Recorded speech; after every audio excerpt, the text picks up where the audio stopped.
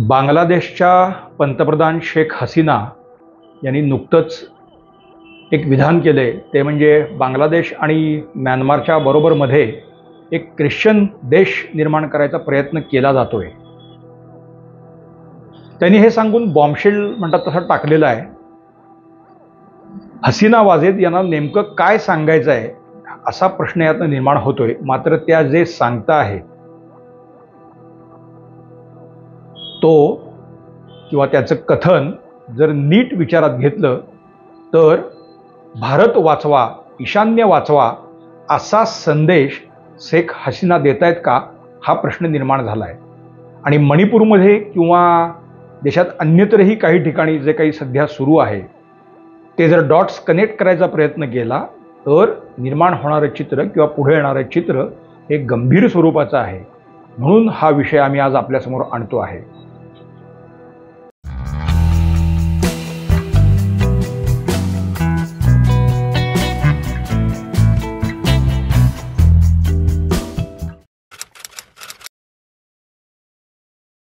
नमस्कार, गोजोस्कोपमध्ये आपल्या सर्वांचं अत्यंत मनापासून स्वागत आहे।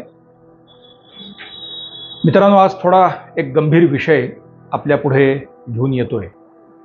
अनेक दिवस मणिपूरवरती बोलावं असं मला वाटत होतं, कारण म्यानमारमध्ये आणि मणिपूरमध्ये जे सध्या काही सुरू आहे तर त्याविषयी बोलावं असं वाटत होतं। परंतु देशातल्या निवडणुका आणि त्या अनुषंगाने सुरू असलेलं राजकारण तर त्यामध्येच आपण गुंतून पडलो। शेख हसीना या बांगलादेशच्या पंतप्रधान आहेत, त्यांनी आता नुकतंच एक विधान केलेलं आहे। एका गोऱ्या माणसाने, म्हणजे त्यांनी वापरलेला शब्द व्हाईट मॅन असा आहे, गोऱ्या माणसाने त्यांना धमकी दिली आणि सूचना पण दिली की बांगलादेश आणि म्यानमारच्या बरोबर मध्ये एक ख्रिश्चन देश निर्माण करायचा प्रयत्न होतो आहे। शेख हसीना यांनी हे विधान करून खळबळ उडवून दिली वगैरे वगैरे वगैरे आपण वाचलेलं असेल।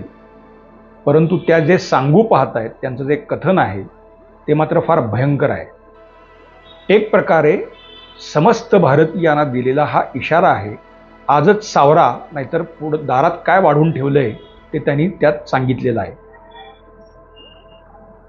याला वेगवेगळे पदर आहेत। एक म्हणजे म्यानमारमध्ये जो काही सध्या म्हणजे गेले वर्षभर जो संघर्ष सुरू आहे तोही एक पदर आहे। दुसरं म्हणजे चीन आणि म्यानमार यांचे जे बिघडलेले संबंध आहेत तोही एक पदर आहे। तिसरं म्हणजे अमेरिका आणि चीन यांचं जे काही सध्या भांडण आहे तर तोही एक पदर आहे। चीन भारत संबंध हाही एक पदर आहे। त्यामुळे त्या जे सांगता आहेत या अशा मोठ्या, ज्याला आपण लार्जर पर्स्पेक्टिव्ह म्हणू, त्यामध्ये जर बघायचा प्रयत्न केला तर जे काही येणारं वास्तव आहे ते फार भयंकर आहे। आता तितक्या सगळं सांगणं या 15-20 मिनिटात शक्य नाही, पण तरीही पुढच्या काळामध्ये आम्ही त्याचे सगळे कंगोरे मांडणारच आहोत। पण आज त्या जे सांगू पाहत आहेत तर त्याचं किमान काही एक सुतोवाच हे या निमित्ताने करणार आहे।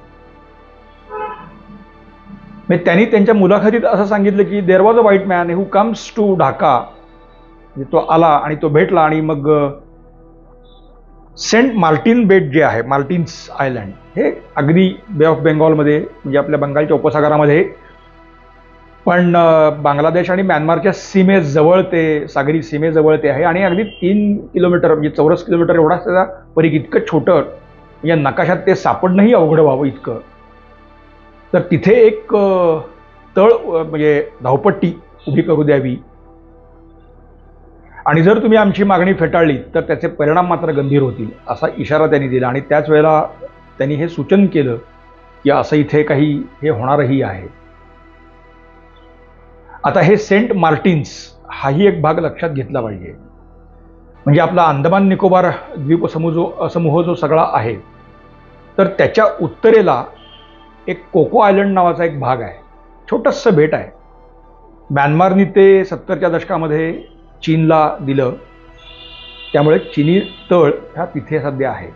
आणि त्याच्याही उत्तरेला पण बांगलादेश म्हणजे चितगाव ट्रॅक्स आणि म्यानमारचं सिटवे हे जे बंदर आहे त्या बंदराच्या बरोबर मध्यभागी साधारण एक छोटंसं टिंब आहे सेंट मार्टिन्स नावाचं. आता काही या छोट्या छोट्या गोष्टींमुळे काही डिस्टर्बन्स येतो का असं आपल्याला वाटतं, परंतु म्यानमारमधलं हे जे सिटवे बंदर जे आहे तर ते आपण सध्या चालवायला घेतले. त्या बंदरांचा विकास करणं आणि ते चालवायला घेणं ते आपण घेतलेलं आहे. त्याचा नकाशा आम्ही इथे तुमच्यासोबत जोडतो आहे, म्हणजे तुम्हाला ते बघायला हरकत नाही. तर आपण कलकत्ता बंदरामधून सगळा माल लोड करून या सिटवे बंदरात आणतो आणि आपण ते सिटवे ते वरती आगरतळा आणि पुढे अगदी मणिपूरमध्ये इम्फाळपर्यंत आपण तो एक हमरस्ता विकसित केलेला आहे आणि सगळा गुड्स हा आपण याही पद्धतीनं आता ईशान्य भारतात आपला पोचवतो आहे. नॅशनल हायवे 54 असं त्याचं नाव ठेवलेलं आहे. म्हणजे आपल्यासाठी ही एक अत्यंत महत्त्वाची घटना आहे की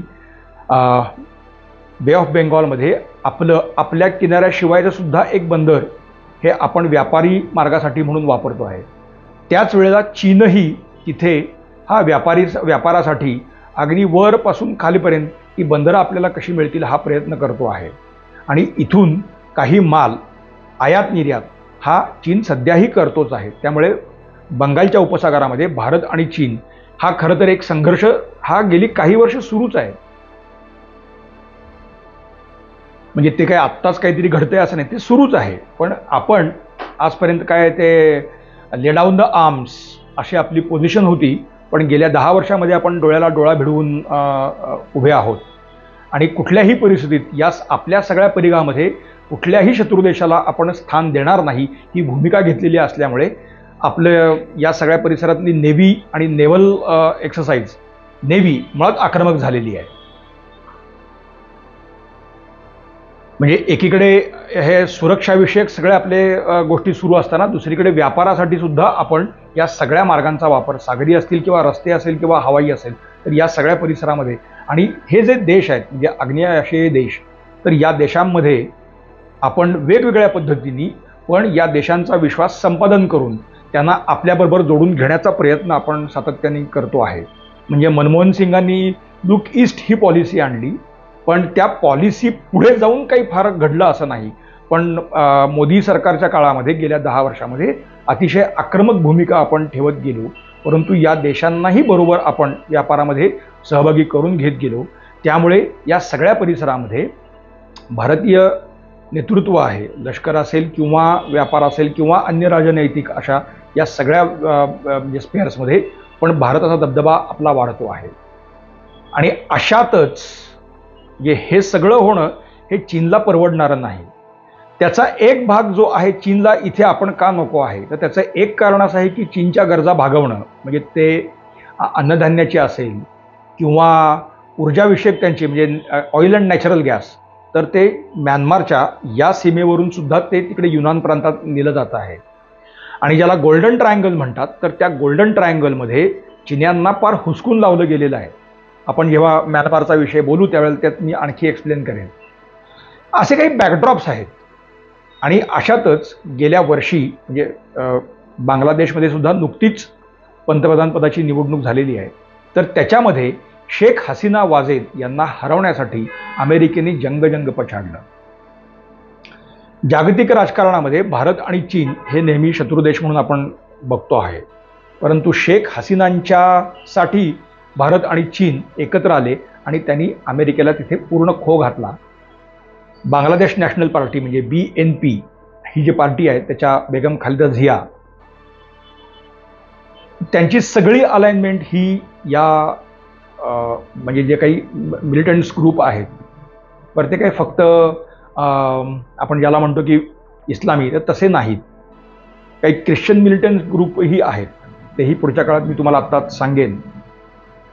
तर अशा काही some elements they are disturbing the region, तर त्यांच्याशी संबंध आहेत. आणि असं कुठलं तरी नेतृत्व आपल्या लगतच्या देशामध्ये येणं हे भारताला, म्यानमारला किंवा चीनलाही परवडणार नव्हतं. आणि अर्थात बेगम खालिदा झियांना अमेरिकेचा थेट पाठिंबा होता हे जेव्हा स्पष्ट झालं, तर त्यावेळेला मात्र अमेरिकेच्या विरोधात भारत आणि चीन बांगलादेशसाठी एकत्र आले. ही सुद्धा वस्तुस्थिती नाकारता येत नाही. आणि शेख हसीना यांनी ते परवाच्या एका मुलाखतीत मान्यही केलेलं आहे. असो, तर असं हे चित्र सगळं असताना त्यांनी नाव कोणाचंच घेतलेलं नाही आहे, पण आपण त्या जे सांगू पाहतायत, आता हे ख्रिश्चन राष्ट्र होणार कुठं? म्हणजे मी त्याचा अभ्यास सुरू केल्यानंतर मला काही आश्चर्यकारक गोष्टी, म्हणजे त्यांचा उल्लेख आहे चितगाव ट्रॅक्स, म्हणजे चितगावच्या सगळा जो हिली एरिया आहे, तर त्या सगळा डोंगराळ प्रदेश आहे, चहाचे मळे वगैरे वगैरे असे तिथे आहेत किंवा अन्यही, पण बेसिकली तो राखाईन प्रांताला लागून, म्यानमारच्या राखाईन प्रांताला लागून असलेला सगळा भाग. एका बाजूला त्रिपुरा आहे, वरती मणिपूर आहे आणि नंतर मिझो ट्रॅक्स सगळे सुरू होतात. असा हा चितगाव ट्रॅक अतिशय स्ट्रॅटेजिक पोझिशन अशी त्याची आहे आणि एका बाजूला बे ऑफ बेंगॉल. तर ते चित्र जर तुमच्या डोळ्यासमोर आलं तर त्याच्यामध्ये अर्थात राखाईन, चीन हे जे प्रांत आहेत म्यानमारमधले, तर तिथे आणि चितगाव ट्रॅक्स असं त्यांना खरं सूचित करायचं होतं. परंतु त्या सगळ्याचं नुसतं जिओ लोकेशन लक्षात घेऊन चालणार नाही. म्यानमारमध्ये सुद्धा कुकी आहेत. आता हा संदर्भ लक्षात घ्या, कुकी तिथे सुद्धा आहेत. म्हणजे आता मणिपूरमध्ये आपण बघितलं तर कुकी आणि मैतेई हा संघर्ष आहे, पण ते तिथेही आहेत. चितगाव ट्रॅकमध्ये सुद्धा ते, म्हणजे चितगावच्या हिली एरियामध्ये सुद्धा हे कुकी आहेत. तर या कुकींची एक संघटना आहे, कुकी नॅशनल फ्रंट अशा स्वरूपाची, आणि ती भयंकर उपद्व्यापी आहे. तसंच त्यावरती चीन अशी एक परत एक जमात आहे, म्हणजे त्याचा चीन्यांशी काही संबंध नाही आहे, फक्त नाव चीन असं आहे. आणि आपल्या अरुणाचल प्रदेशला लागून असलेला जो म्यानमारचा भाग आहे, जे राज्य आहे, ते कचीन असं आहे. तर हा संपूर्ण परिसर हा पूर्णपणे आता तिथं बौद्ध धर्म संपलेला आहे आणि तिथे ख्रिश्चन धर्मियांचं प्राबल्य जास्त आहे. आणि राखाईनमध्ये आपण याला रोहिंग्या म्हणतो, तर ते रोहिंग्या आणि अन्य मुस्लिम हे या राखाईन प्रांतामध्ये मोठ्या प्रमाणावरती आहेत आणि बांगलादेशमध्ये सुद्धा मुस्लिम आहेत, हे आपल्याला माहिती आहे. तर या KNF म्हणजे कुकी नॅशनल फ्रंट, मी जेव्हा या सगळ्याचा अभ्यास सुरू केला आणि सतत सुरूच असतो, तर एक संघटना आहे, म्हणजे तिचं नाव जरा अवघड आहे, जमात उल अन्सार फिल हिंद अल शर्किया, म्हणायलाच दम लागतोय. जॅफ्स असं त्याचं नाव शॉर्ट फॉर्म आहे. तर ही KNF आणि जॅफ्स यांचे एक स्ट्रॅटेजिक अलायन्स आहे. आणि हे जे अल शर्किया आहे त्याचा जमातशी अत्यंत घनिष्ठ संबंध आहे. जमातचं फंडिंग त्यांना होतं आणि या जमातला लष्कर-ए तय्यबाचं फंडिंग पूर्वीच्या काळापासून मिळत आलेलं आहे आणि त्यांचे आता ICC सुद्धा संबंध आहेत. तर यांनी 2019-20 म्हणजे करोनाच्या आधी चितगाव ट्रॅकमध्ये काही जमीन विकत घ्यायचा प्रयत्न केला होता आणि एका खेडेगावामध्ये बसून हा सगळा उद्योग सुरू होता आणि मग तिथं त्यांना त्यांची खिलाफत स्थापन करायची होती. शेख हसीना यांच्या नजरेस ह्या सगळ्या गोष्टी आल्यानंतर लष्कराच्या मदतीने त्यांनी मोठ्या प्रमाणावरती क्रॅकडाऊन केलं आणि ते सगळे हाकलून दिले. म्हणजे इतके हाकलून दिले की त्यांना म्यानमारमध्ये अनेक जण पळून गेले, काही समुद्रमार्गाने त्यांना मिळेल तिकडे, म्हणजे अर्थात मलेशिया वगैरे अशा भागातून ते निघून गेले. सांगायचं तात्पर्य इतकंच आहे की हे काही आज काहीतरी हे सगळं सुरू आहे अशातला भाग नाही, पण हे मिझो, कुकी, नागा या आपल्या ज्या सगळ्या इथे ज्या आहेत, तर इथे सुद्धा ख्रिश्चन बहुल असे सगळे इलाके आहेत. मग जेव्हा हे ख्रिश्चन राष्ट्र या अमेरिकेला या सगळ्या टापूमध्ये, आणि अमेरिका म्हणण्यापेक्षा सुद्धा डीप स्टेट असं आपण म्हणूया, म्हणजे जागतिक अर्थकारणावरती ज्या गटाचं वर्चस्व आजही आहे आणि आपल्या मनाप्रमाणे जगात उलतापालती घडवून आणणारा जो हा गट आहे, सोरोस हा त्याचा एक पार्ट आहे.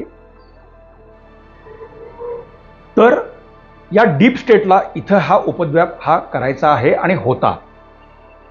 तो निर्देश या शेख हसीनांनी केलाय आणि शेख हसीनांचं सरकार पाडायसाठी हा सोरोस म्हणजे डीप स्टेट अतिशय सातत्याने प्रयत्न करत होतं. पण तिथं चीन म्हणजे शी जिनपिंग आणि मोदी हे एकत्र आले आणि त्यांनी ते सरकार वाचवलेलं आहे.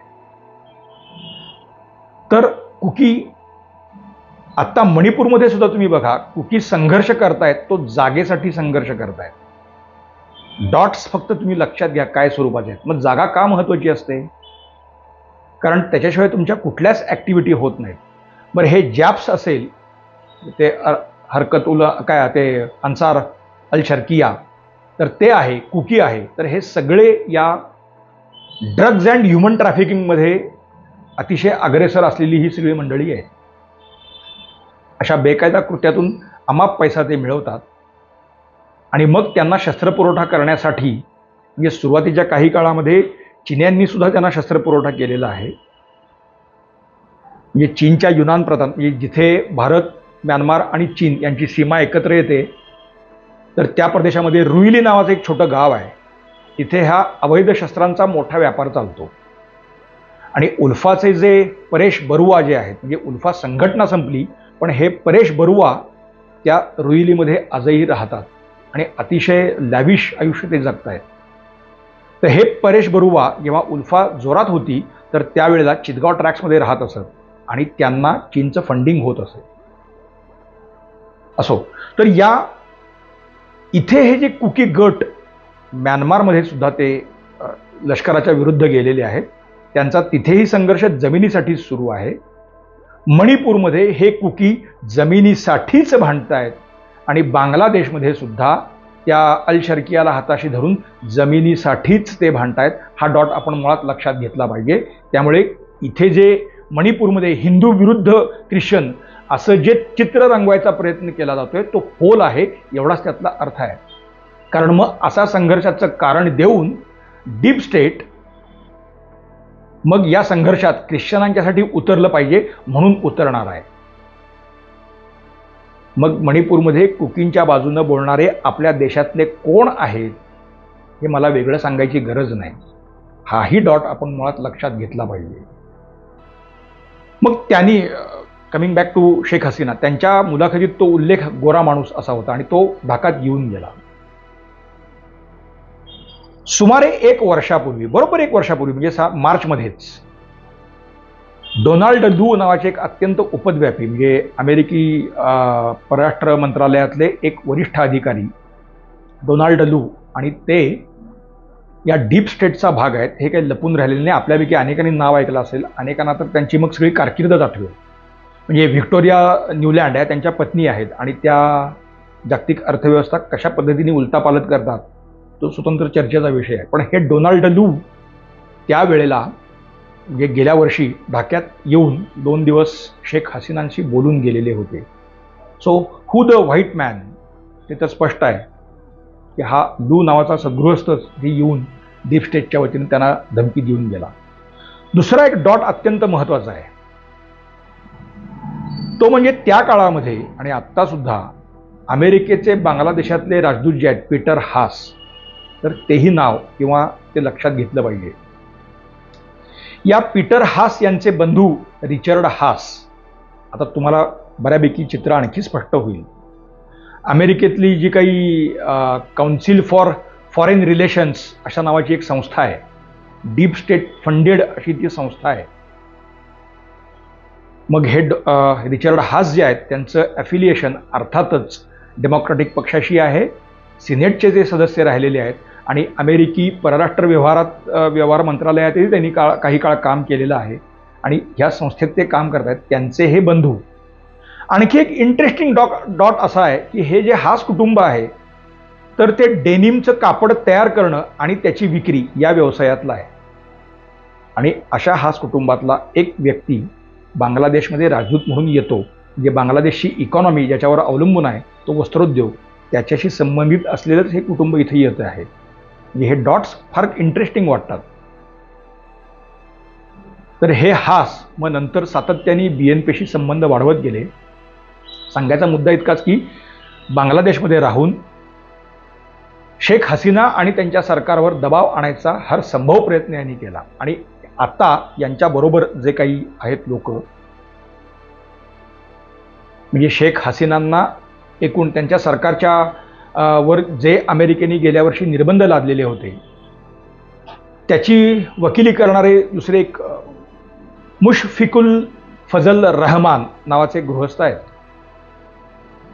तुम्ही आमचा टाकतो त्यांचा फोटो, तो फोटो बघितला की तुम्हाला लक्षात येईल म्हणजे काय की हे गृहस्थ कोण आहेत.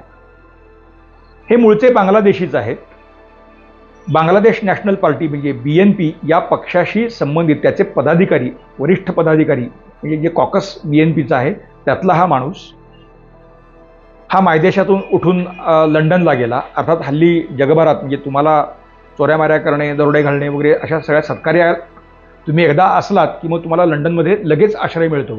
तर तसा आश्रय घेऊन ते तिथे गेले आणि नंतर अमेरिकेत ते गेले. अर्थात बायडेन यांच्या सरकारमध्ये त्यांना सन्मानाचं स्थान ते आजही अमेरिके स्टेट डिपार्टमेंटच्या बैठकांना वगैरे उपस्थित असतात.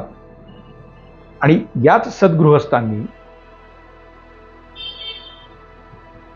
केजरीवाल यांना भारत सरकार काही चांगली वागणूक देत नाही, त्यांच्या विरुद्ध आकसानी कारवाई केली जाते असं म्हणणारे हे मुशफिकुल फजल रहमान ते हेच.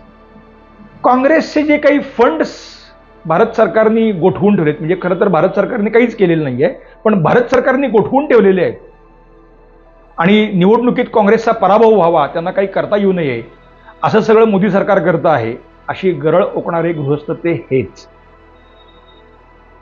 तेव्हा हे डॉट सुद्धा फार गंभीर आहे. म्हणजे एकीकडे ते कुकी, हे अल शर्कियासारखे काही बँड ग्रुप्स, तिसरीकडे मुशफिकुल सारखे घटक जे सातत्याने मोदी सरकार किंवा भारत सरकारवरती दबाव आणतात आणि अर्थात या सगळ्यांना हाताशी धरून खेळ करणारे डीप स्टेट. मग रिचर्ड हास असेल, हा पीटर हास असतील किंवा डोनाल्ड डू असेल, हे सगळे त्या डीप स्टेटचे आपल्याला दिसणारे हे भाग आहेत. म्हणूनच मी म्हणतो की आपल्याकडे 1008 खटाखट फटाफट ते ज्या भूमिका मांडतायत, मणिपूरच्या संघर्षाविषयी ते जे बोलत आहेत, ते भारताच्या सिक्युरिटीशी संबंधित आहे का, त्याला पूरक आहे का, की या गटांना ते मदत करणारा आहे. मणिपूरचा संघर्ष अर्थात शेख हसीनांच्या या खुलाशापूर्वीपर्यंत सुद्धा फक्त म्यानमारमधल्या संघर्षाबाबतच बहुतेकांचा हे झालेला होता समज, पण शेख हसीनांनी जेव्हा हा मुद्दा काढला तर त्यावेळेला त्याचं एक व्यापक चित्र समोर आलं. म्हणजे पार अरुणाचलपासून ते खाली चितगाव ट्रॅक्सपर्यंत अशी एक बरोबर एक ख्रिश्चन राष्ट्राच्या नावाखाली एक पाचर तिथे मारून ठेवली जाईल. मग त्या निमित्ताने आग्नेय आशियामध्ये चीन, भारत आणि संपूर्ण हा पट्टा डीप स्टेट आणि त्याच्या मागून अमेरिकेला हा कंट्रोल करायचा आहे. मग हे जे 1008 फटाफट खटाखट अशा लोकांना आपण खरंच वाव द्यायचा आहे का, हे आपण घडू द्यायचं आहे का, कारण त्याचे गंभीर परिणाम पुढच्या सर्व काळामध्ये आपल्याला भोगावे लागतील. कारण आपली पूर्व किनारपट्टीवरती सुद्धा धर्मांतरणाचं प्रमाण मोठ्या प्रमाणावरती वाढतंय. मग ते का वाढतंय हे प्रश्न आपण धिटाईनं विचारलेच पाहिजे. कारण हे आज त्या म्हणजे चितगाव ट्रॅक्समध्ये त्यांना असं करायचं असेल, पुढच्या काळात ते संकट आपल्याही दारात येणारच आहे. म्हणून या घटनांकडे आपण गांभीर्याने बघितलं पाहिजे असं माझं स्पष्ट मत आहे.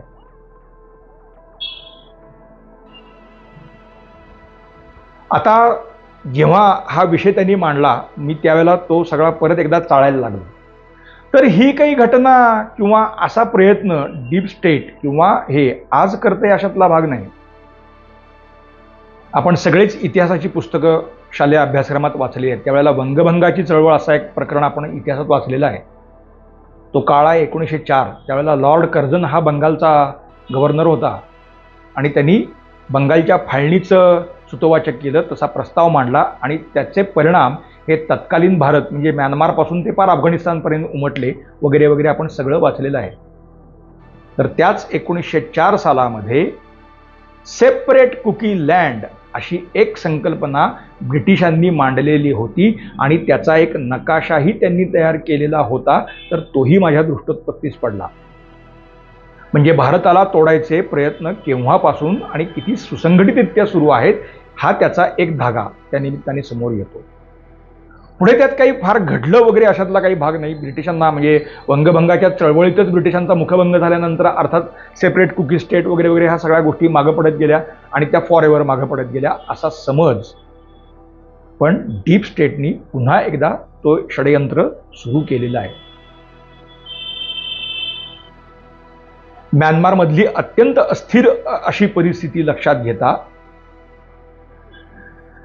असं घडू शकतं एवढा त्यातला एक वेगळा भाग आहे आणि त्याच्याकडेच शेख हसीना या काही म्हणजे अंगोली निर्देश करतायत असं प्रथम दर्शनी दिसतंय. पण यातूनच अनेक प्रश्न पुन्हा जन्माला येत आहेत. सगळ्यात महत्त्वाचा भाग मला असं वाटतं की शेख हसीनांनी हे आत्ता का सांगावं, म्हणजे आत्ताच का. आपण नेहमी म्हणतो ना ह्याने आत्ताच कसं काढलं, तर तसं आत्ताच त्यांनी हे का सांगितलं. म्हणजे बघा, अजून आपल्या निवडणुका संपायच्यात, 6 आपले भाग होऊन गेलेत, 7वा 1 तारखेला होईल आणि 4 तारखेला आपले निकाल लागतील, जे लागायचे ते लागतील. पण चित्र असं आहे की पुन्हा एकदा मोदी सरकार सत्तेवर येणार आहे, असं एक चित्र सर्वसाधारणपणे आत्ता आहे. मग यातून त्यांना काय सांगायचं आहे. बरं, ते 1 वर्षापूर्वी ते येऊन गेले. अर्थात त्यांनी या संदर्भातल्या ज्या काही सूचना असतील किंवा जे काही असेल ते भारत सरकारला किंवा मोदी सरकारला त्यांनी कळवलंही असेल. आपले नॅशनल सिक्युरिटी ॲडवायझर डोवाल त्यांनी त्यात लक्षही घातलेलं आहे, असं तिकडच्या सगळ्या घटनांवरून दिसून पण येत आहे. पण इतक्या जाहीरपणे त्यांनी आत्ता हे का सांगावं, हा सगळ्यात महत्त्वाचा प्रश्न आहे. मग